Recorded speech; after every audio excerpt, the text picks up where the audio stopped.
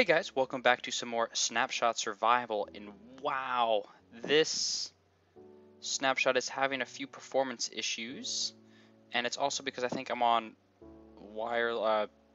battery power again. I noticed this problem when I was recording with Skatem that one time. For some reason, my laptop really, for some reason recently, does not like the recording part. But anyway, I wanted to talk about Snapshots 15W35A. It added stuff, and then throughout the week they had B, C, D, and E. Now these were released on Monday, and then throughout the later in the week because they were gone in the middle of the week. Now B through E basically had bug fixes, a bunch of crashes, and just a bunch of fixes in general. A is the one that really added some stuff. So we've got E here that didn't really add anything. I'm just looking at all the change logs. If you did not know, I had to get a new motherboard. My computer it's always had trouble turning on sometimes, but recently it was like 3 days I couldn't get to turn on, and then when I did get it on, it just like locked up on me. So I had to get a new motherboard, which is $200, but it works fine now, hopefully. So my computer's basically back to brand new. Again, replacing all these parts in it. Got the GPU tweaked up too. Yeah, so C and B didn't do anything. Of course, of 35. And then 15W35A. So here I'm in my snapshot world because I wanted to show some more stuff with command blocks. They added one more setting to them, which is kind of neat. They did change the textures to them some more. So you can see they have the darker outlines and they've got the arrows are a little bit better. So they've changed that. But the other thing they did was they added one more option to the slew of options that you have on these things. So we talked about the repeating impulse chain stuff. We have the conditional and unconditional, particularly for chains. It's an important one. And then we have need redstone or always active. So need redstone means that when it receives a redstone on pulse, it'll run. If you turn it to always active, it's always active. So it's constantly being pulsed. I think it's like 20 times a tick or 20 times a second or something like that. And you turn this back to needed redstone, you'll see it says that. So when we flip it, then it'll go ahead and do its thing. So that's a really nifty thing. You don't actually have to power every single redstone command block anymore. So they've really added a bunch of stuff to that, and that's pretty neat. The rest of the stuff I think I could show you on my single player world, or not on the single player world, on the snapshot world with Skatem. So I will see you over there in a bit. Alright guys, so as in terms of stuff that I can actually show you here into survival mode, the first thing I'll just run over is they changed basically the attack damage and the speeds of all sorts of the different weapons. I think they reduced the shovel damage, they reduced the pickaxe speed, they reduced the axe's damage and speed, or they reduced the base attack up the speed. The hoe is now changed. Its attack speed increases if you've got the better hose. Not quite sure what advantage to that has. I'll kind of talk about these later once they tweak them, because I know they tweaked them more this week as well. They did some optimization stuff, although even on plugged in, I noticed this one is definitely not running the best. And some new attribute stuff, some more stuff from map makers. And then one other thing they've added is zombie villagers will now have different textures based on their profession and or career. So this means that there's actually a whole bunch of new types of zombie villagers. So you've got the normal zombie, and then you remember you had the zombie villager that looked like the zombie. You now have, if I can control my guy here. So we have our one guy in here. You can see he's a farmer. So if you were to turn him into a zombie villager, he is all raggedy like a ragged farmer. So basically, you'll be able to see based on the clothing that the zombie villager is wearing what type of villager it will turn itself into. So they'll have the purple, the white ones, the blacksmiths. You'll be able to basically tell all of that. So when we see them about and we try and make our villager farm, I'm sure we'll see plenty of that. So I'm not going to try and spawn that because you will see that at some point. There's the house so far. Haven't talked to Skatem since I've been basically 2 weeks, because was a week without my laptop, and then a half a week without it working because I was like, I guess I have to spend money on it. So, but yeah, this is this.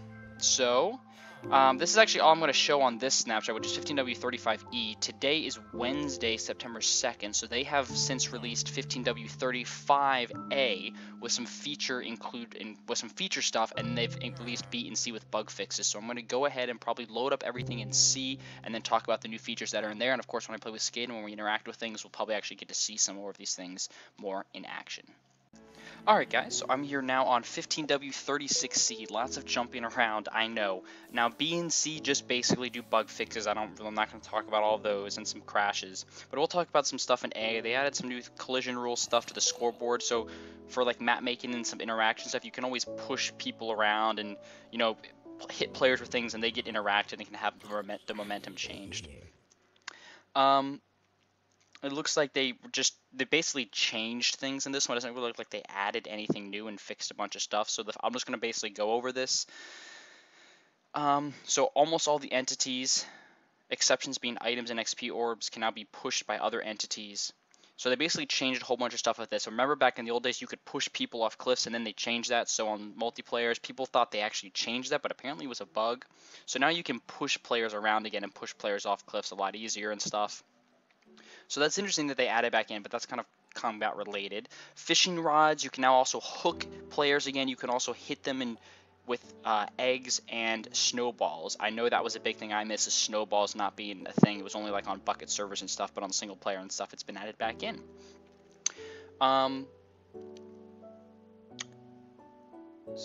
What? Okay, players unable to use commands under /give can no longer replace command blocks. Okay, that's not important.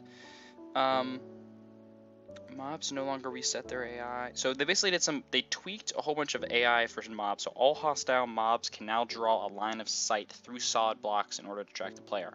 Before, blazes were one of the few mobs that could do this. You hear them shooting at you through solid blocks. Apparently all of the mobs now are going to be able to track you through solid blocks, which is going to make them hard as crap, and I'm sure you'll see Skatem and I running around like crazy with. They changed the mob heads and hiding from the other mobs, essentially. They changed that again. Some optimization on memory usage, apparently. A whole bunch of bug fixes, apparently dealing with Enderman teleportation and making them creepier by fixing some bugs with them. Some stuff about, you know, making people hold things in left hands and right hands. They changed enchanting. They apparently tweaked sharpness and protection to go with the new stuff they've added in. So each sharpness level now adds a half of a heart of damage to the base level. And then an additional like half of a heart of that for each additional level past that. Protection enchantment bonuses are now linear instead of quadratic, so they don't give you as much of a protection anymore. That's because the one thing I guess they did actually like kind of do in this one is armor changes. Armor defense calculations are changed. So we talked about this before about how they were changing that. So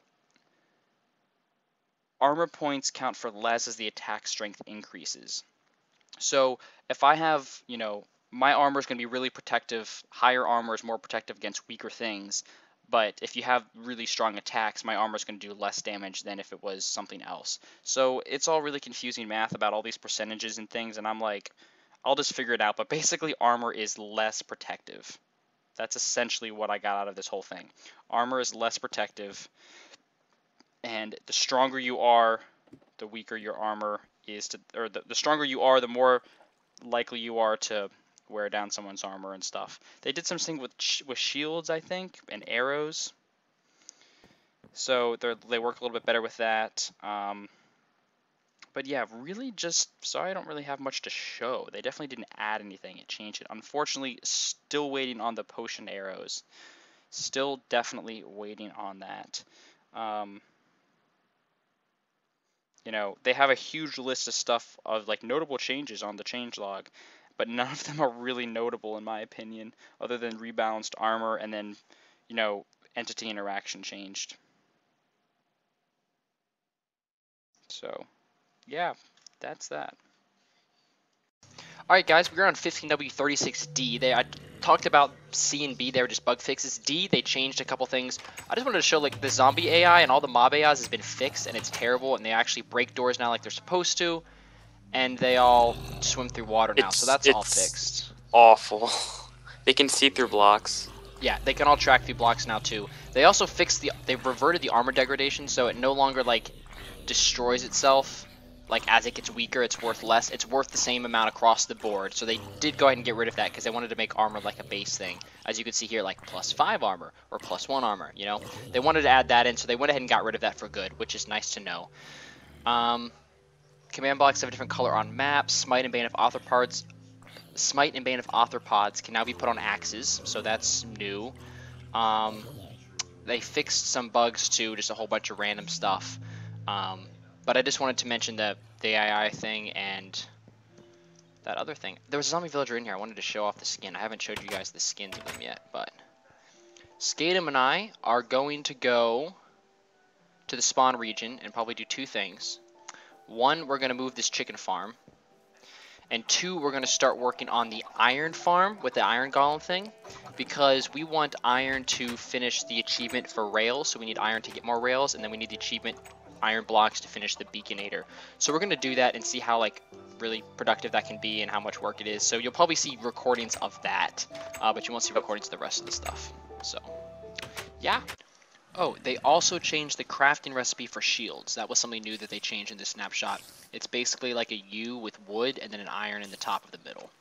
Hey guys, thanks so much for watching. If you'd like to check out some more Minecraft, why not check out my Sky Factory 2 Let's Play with Zerthik and Necker by clicking here in the top left. If you'd like to see something else, you can check out my Eidolon Let's Play that I'll be finishing this summer by clicking here in the top right. You can follow me on Twitter down below, and then if you'd like what you've seen so far and you have yet to subscribe, click the big banner below.